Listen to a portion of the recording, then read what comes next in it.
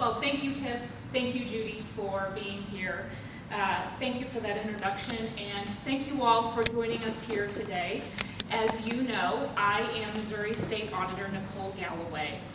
When I launched this campaign for governor nearly a year ago, I never could have imagined where we would be today. But I knew then that Missouri's working families needed change. I'm even more certain of that now. Nearly 1,300 of our friends and neighbors have lost their lives to this virus since March. More than 200,000 of our friends and neighbors are out of work.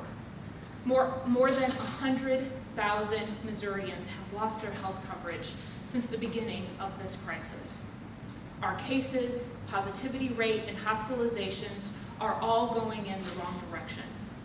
No politician caused the coronavirus pandemic, but years of failed policies leading up to it have made it so much worse than it had to be. The most important thing the next governor will have to do is contain the spread of the virus and rebuild Missouri's economy. The question is, will we take steps that we need to defeat the virus and rebuild in a way that helps working people get back on their feet? Or will we continue to ignore the science, distract, and rebuild only for well-connected special interests? I'm running for governor to put Jefferson City back on the side of working families and act with urgency to protect our fellow Missourians. In times of crisis, unrest, and uneasiness, public officials must step up, take control, and act. Never before has it been so clear that the decisions our governors make have such a dramatic impact on our daily lives, especially in times of crisis.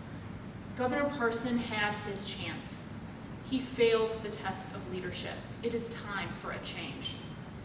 When it became clear this spring that the governor needed to issue a statewide order to flatten the curve, Governor Parson resisted. He was slow to act. Then in May, he penned an op-ed in the Washington Post taking credit for not issuing strong guidance, declaring mission accomplished.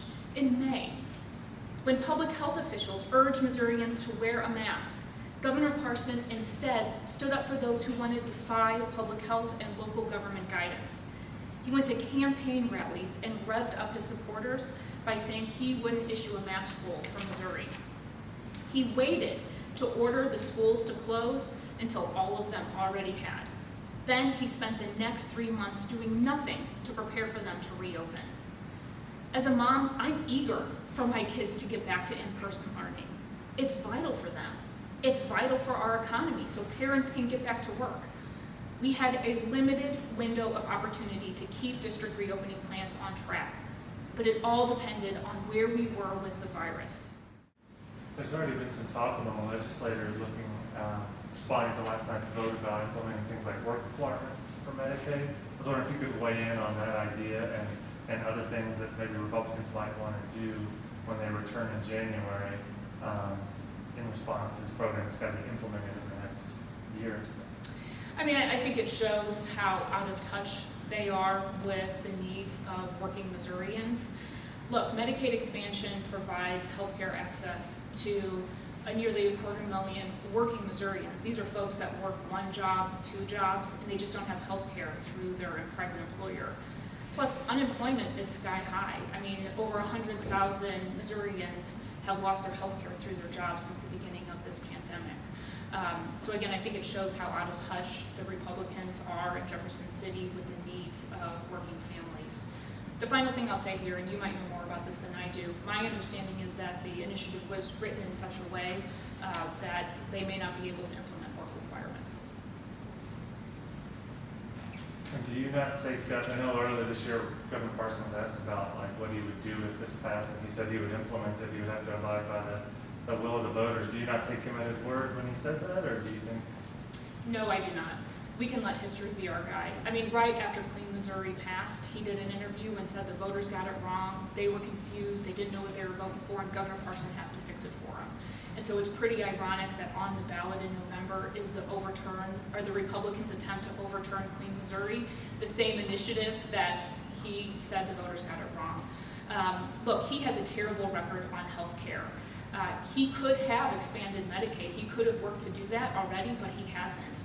In addition, before this crisis hit, before COVID, he had kicked 100,000 kids off of their health insurance.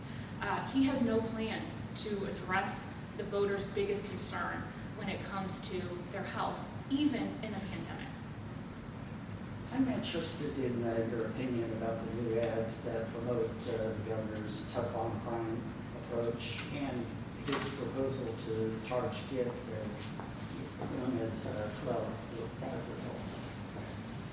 I mean, violent crime has been going up in Missouri for years and years. And please remember that last year, when there was an epidemic of gun violence and kids dying from gun violence, Governor Parsons said it wasn't his problem and he had to stay in his lane.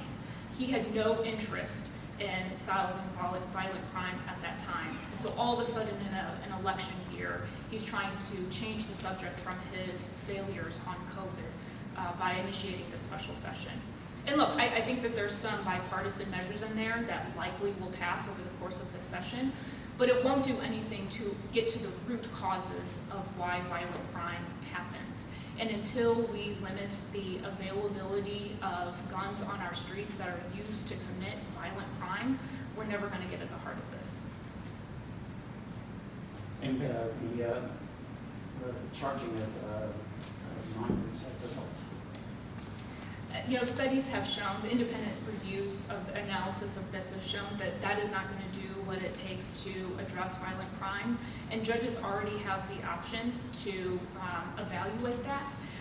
And so, I don't think that this is something that's going to get to the root causes of crime.